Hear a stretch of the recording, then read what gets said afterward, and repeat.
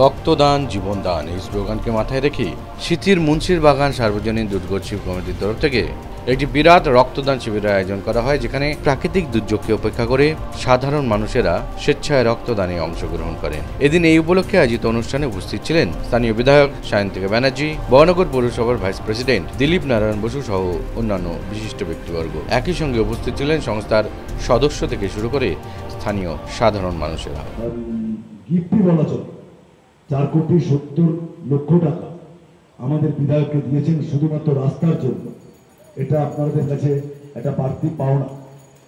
বরানগরের প্রায় 80% রাস্তা আমাদের দুর্গাপুজোর আগে অথবা কালী পুজোর আগে, বর্ষাটা কমলে আমরা শুরু করব।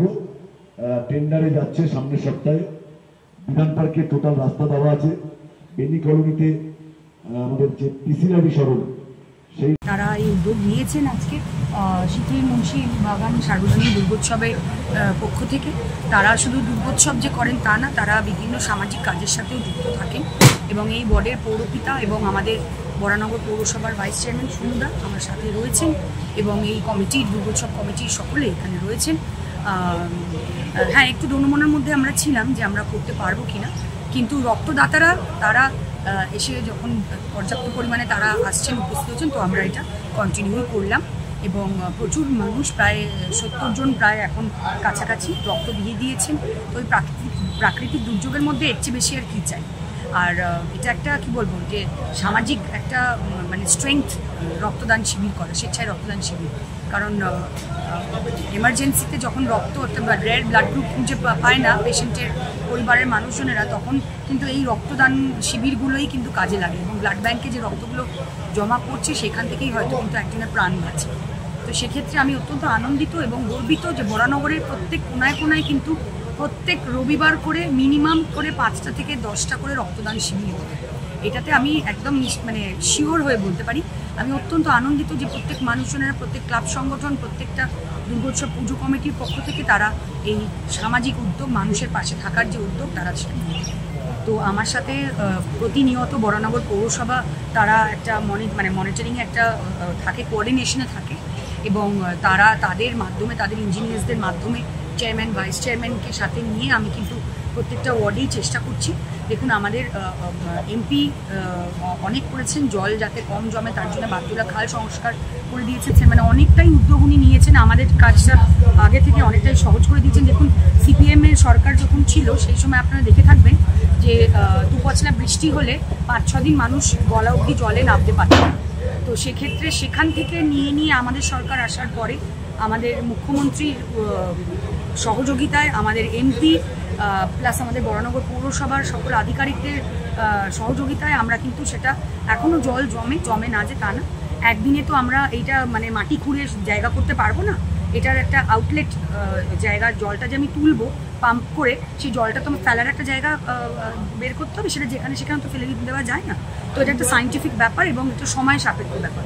কিন্তু বরানগর পৌরসভা, আমাদের রাজ্য সরকার প্রতিনিয়ত এই লড়াইটা লড়ছি আমরা এবং আগামী দিনে আমরা আশা করছি যে আমরা জল জমার সমস্যাটা আরও কমিয়ে নিতে পারবো। যে যতটা কমে গেছে তার থেকে আরও নাই যাতে জমে, সেই দিকেই লক্ষ্য আমাদের। আচ্ছা, আমি বলবো যে মাননীয় মুখ্যমন্ত্রী তিনি নিজেকেই চ্যালেঞ্জ করেন প্রত্যেক বছর এবং নিজেরকেই তিনি মানে আবার ছাড়িয়ে যান, নিজের লাস্ট রেকর্ড তিনি নিজেই ছাড়িয়ে যান। তো সেখানে তিনি এটা তো অস্বীকার করলে চলবে না। এর দলমত নির্বিশেষে কোনো দুর্গোৎসব পুজো কমিটি, সে সিপিএম করে না, কংগ্রেস করে না, তৃণমূল করে না, বিজেপি করে, সেটা দেখে কিন্তু মুখ্যমন্ত্রী কোভিডের সময় 50,000 টাকা অনুদান দেননি। তিনি দেখেছেন যে ছোট বড় পুজো তারা আর্থিক সহযোগিতা চাই, তিনি তার মানবিক হাত তিনি বাড়িয়ে দিয়েছেন এবং আজকে সেই 40,000 থেকে এসে 1,10,000-এ গিয়ে দাঁড়িয়েছে। তিনি যেভাবে পুজো কমিটিগুলোর পাশে দাঁড়াচ্ছে, আমার মনে হয় না বিগত কোনো সরকার কোনো পুজো কমিটিতে, তারা বড় বড় কথা বলেন, অনেকেই এই সমস্ত হাওয়ায় ভাসানো কথা বলেন যে দুর্গাপুজো নাকি করতে দেওয়া হয় না। তারা মূর্খের স্বর্গে বাস করেন, তারা কোন জগতে বাস করেন, ওটাই আমাদের একটা বড় প্রশ্নচিহ্ন। তিনি সিএসসিতে 80% ছাড় দিয়ে দিয়েছেন, প্লাস যে সমস্ত রিকুইজিশনগুলো আছে পুজো করতে গেলে, ফায়ার এবং যে সমস্ত পারমিশনগুলো লাগে সব ফ্রি করে দিয়েছেন। ফ্রি। আমরা কিন্তু ফ্রি জিনিসটা খুব পছন্দ করি এবং সরকারের পক্ষ থেকে ফ্রি কিছু আসছে, এটা দুর্গোৎসব পুজো কমিটিগুলোর জন্য কিন্তু একটা বড় পাওয়া। কারণ তারা কিন্তু নিজেদের জন্যে, পাড়ার লোকেদের জন্যে, মানুষের জন্যে কিন্তু পুজোটা করেন, প্যাশনেটলি পুজোটা করেন। তো সেক্ষেত্রে সেই সুবিধাটা যখন সরকার পক্ষ থেকে দেওয়া হচ্ছে, এটাও কিন্তু এই বছরও কিন্তু যে অনুদান দেওয়া হবে, বিজেপি সিপিএম কংগ্রেস দেখে কিন্তু অনুদান দেওয়া হয় না। দুর্গোৎসব কমিটি, বাংলার দুর্গোৎসব কমিটি, তাকে অনুদান দেওয়া হবে। তো এই নোংরা রাজনীতি মমতা বন্দ্যোপাধ্যায় করেন না। যারা বড় বড় কথা বলে তারা ভোটে হারে, তাদের পায়ের তলায় মাটি নেই, তারা কথা বলবে, হারবে, আবার বাংলা থেকে পুজোয় মানুষ ভালো থাকুক, শান্তিতে থাকুক। বাংলার সংস্কৃতি, কৃষ্টি, আমাদের আবেগ, আমাদের দুর্গাপুজো মানুষে আনন্দ করে, এবং শুধু তাই নয়, একটা অর্থনৈতিক, বৃহত্তর অর্থনৈতিক একটা চাকা ঘোরে। এখানে যে প্যান্ডেল বানাবে, যে মেলায় দোকান দেবে, যে প্রতিমা বানাবে, যে মণ্ডপ সজ্জা করবে, সবার একটা কিন্তু অর্থনীতির চাকা ঘুরে। আপনারা যারা প্রেসের লোকেরা রয়েছেন তারাও কাভারেজ করেন, তো সবাই তো কাজ করছি, আমরা একটা অর্থনীতির চাকা ঘুরছে। তো মানুষ ভালো থাকুক, দুর্গাপুজোর মাধ্যমে মা শক্তি দিক সবাইকে, সবাই সুস্থ থাকুক। হ্যাঁ, ভালোই লাগছে। আমাদের সিটি মুন্সির বাগান সার্বজনীন দুর্গোৎসব কমিটির পক্ষ থেকে আমরা প্রত্যেক বছরের মতো এই বছরও রক্তদান করেছি। কিন্তু যা প্রাকৃতিক দুর্যোগ ছিল, আমরা একটু ভয়ে ছিলাম যে কত লোক হবে, কি হবে, সবাই আসতে পারবেন কি না। কিন্তু দেখে ভালো লাগছে যে অলরেডি আমরা 70 ক্রস করেছি। বিকেল 4টে পর্যন্ত আমরা এই রক্তদান শিবির চালাবো।